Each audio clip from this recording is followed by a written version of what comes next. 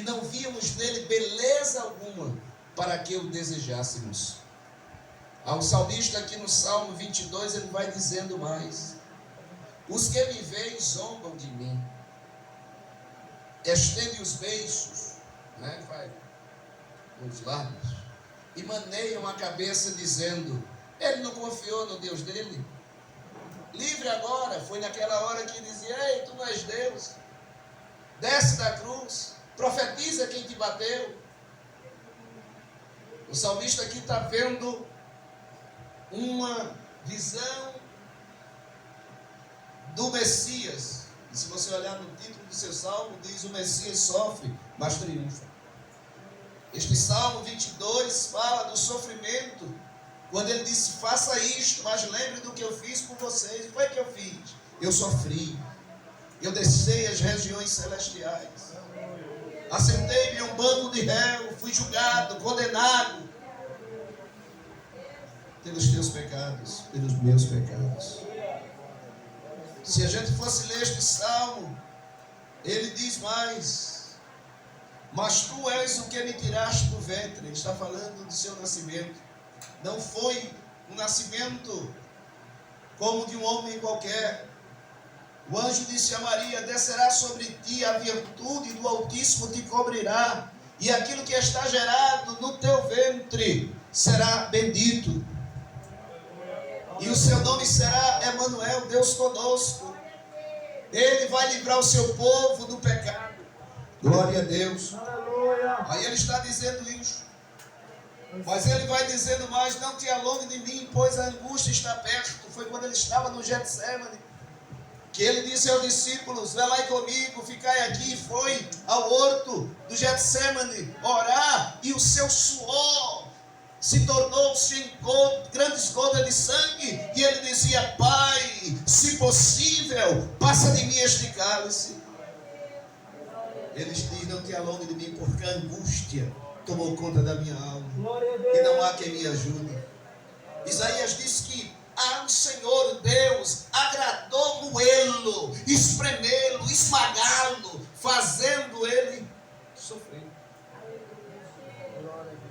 pelos nossos pecados.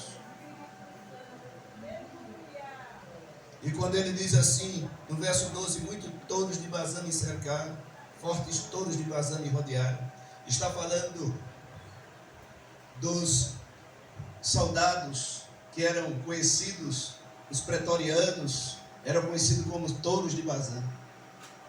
Eles me cercaram. E ele vai dizendo assim: abriram contra mim as suas bocas, como um leão que despedaça e que ruge. Como água me derramei, todos os meus ossos se desconjuntaram. Nenhum osso do Senhor Jesus foi quebrado, mas foi desconjuntado. Há uma diferença de quebrar e desconjuntar. Quebrar é partir pelo meio, e desconjuntar é nas juntas. A cruz, os historiadores dizem que Barrabás era mais alto, os braços maiores, e a cruz era feita para Barrabás, não era para Jesus. E quando esticaram ele, viram que ia ficar comprido, precisaram puxar, e deslocou-se as juntas de Jesus. E ele diz assim: os meus ossos desconjuntaram, e o meu coração como cera de dor se derreteu em meio das minhas entranhas. A minha força se secou como um caco, e a língua se a minha pega ao paladar. Quando ele disse: tenho sede, e beberam uma esponja de vinagre e deram a ele para beber. Quando ele disse: tenho sede, por isso que o salmista na visão estava vendo, aleluia, o sofrimento. O salmista diz aqui, ele diz: olha, a minha força secou-se como um caco, verso 15, e a língua se me apega ao paladar, e me puseste no pó da morte, pois me rodearam os cães. Estava falando aqui dos fariseus. O ajuntamento de malfeitores me cercou. Aí você vê que o verso 16, ele diz: e transpassaram-me mãos e os pés. Ele foi, quando ele disse que o ajuntamento de malfeitores, um ladrão da direita e outro da esquerda. Aí ele diz: tudo isso Poderiam contar os meus ossos, eles me veem e me contemplam. Porque poderiam contar os ossos de Jesus. Os historiadores dizem que o azarrogue, o chicote que batia nas costas de Jesus, ele tinha 7 tiras. E em cada tira, 7 tiras. E em cada ponta das últimas 7 tiras, era um osso cortante de chumbo. E quando batia nas costas de Jesus, porque rasgaram a sua túnica, e as costas dele ficou nuas, e quando batia, era de uma força descomunal que pregava aqueles ossos pontiagudos e aquele chumbo, e quando puxava, saíam pedaços de carne. Por isso que ele disse: esse é o meu corpo, que é partido por vós. Por isso que ele disse: meus ossos apareceram.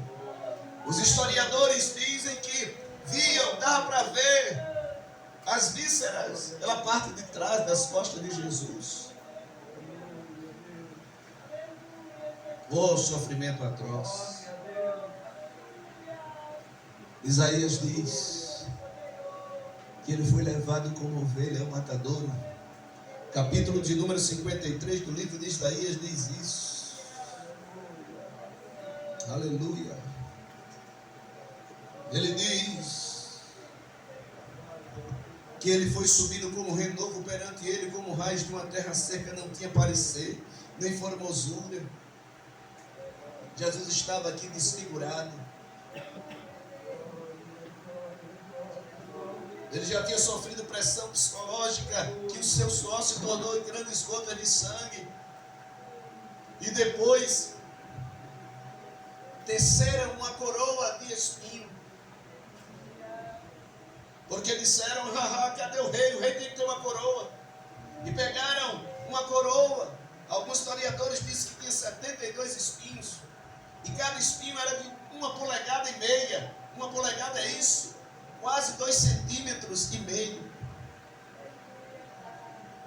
E trançaram aquela coroa, colocaram na cabeça dele, mas não colocaram com um jeitinho. Colocaram, e disse que pegou um pedaço de pau, uma cana, e bateram na cabeça dele, que os espinhos cravaram no seu couro cabeludo e sangrou a sua fonte.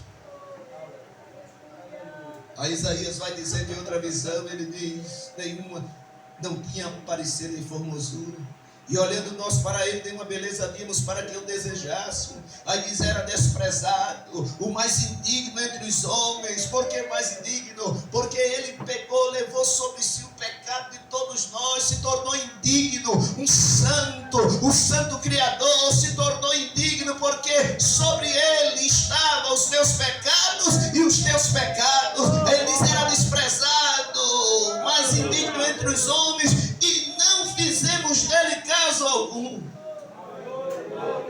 A Isaías vai dizendo: verdadeiramente ele tomou sobre si as nossas enfermidades e as nossas dores levou sobre si, e nós o reportamos por aflito, ferido de Deus e oprimido. Aí ele diz: mas ele foi ferido pelas nossas transgressões e moído pelas nossas iniquidades. O castigo que nos traz a paz hoje estava sobre ele, e pelas suas pisaduras, seus sofrimentos, é que fomos sarados. Fomos sarados. Mas fiel, Senhor. Aleluia. Ele diz que todos nós andávamos desgarrados como ovelha que não tinha pastor, mas Deus fez cair a iniquidade de nós todos nele, o Cordeiro de Deus que tira o pecado do mundo. E diz: como um cordeiro foi levado ao matador, e como ovelha muda perante os seus tosqueadores, ele não abriu a sua boca. Da opressão e do juízo foi tirado. Quem contará o tempo da sua vida? Porquanto foi cortado da terra dos viventes, pela transgressão do seu povo foi ele atingido.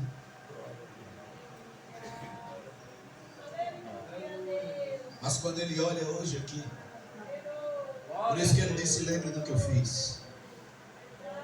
Isaías capítulo 53, verso 11. Quando ele olha hoje aqui em Tupi, o texto diz: e o trabalho da sua alma verá, e ele ficará satisfeito. O justo justificará a muitos, porque a iniquidade deles levará sobre si. Ele olha e diz: valeu a pena, está ali o fruto do meu trabalho, Pai. Eu morri na cruz, mas eles, por fé, acreditam e creram que eu sou o Senhor e Salvador deles. Glória a Deus. Glória a Deus. Por isso que a Santa Ceia tem um significado. Não é só comer um pedaço de pão. Ele diz: faça isto todas as vezes que comerdes, em memória de mim. Se lembre.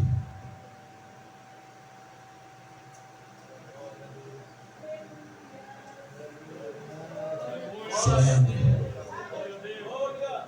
Ele está dizendo para nós, e o escritor dos Hebreus, no texto que eu li, ele é bem enfático, quando ele diz: não rejeiteis a vossa fé, a vossa confiança, porque esta confiança, esta fé que vocês colocam em Jesus como Salvador, tem um grande e avultado galardão. Porque necessitais de paciência, para que depois de haver desfeito a vontade de Deus, possais alcançar a promessa. Esse texto aqui está falando da maior promessa do crente. Qual é a maior promessa do crente? A salvação. Qual é a maior promessa do crente? A salvação. A salvação. Por isso que a Santa Ceia aponta para o passado, mas aponta para o futuro. Quando ele diz assim: eu não vou beber mais deste fruto da vida convosco até aquele dia que eu vou beber de novo lá no reino.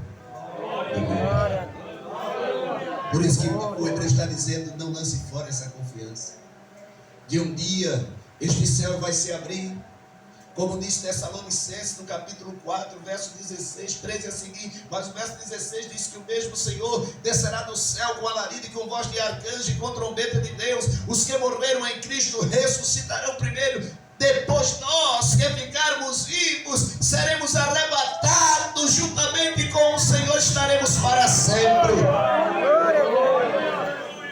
Mas ele diz aqui: se você tem esperança nisto, não lance fora. Nos dias atuais tem muita gente lançando fora esta esperança, trocando. Já faz tanto tempo que Jesus disse que ia voltar, mas troca Jesus pelas coisas do mundo, os prazeres efêmeros e passageiros.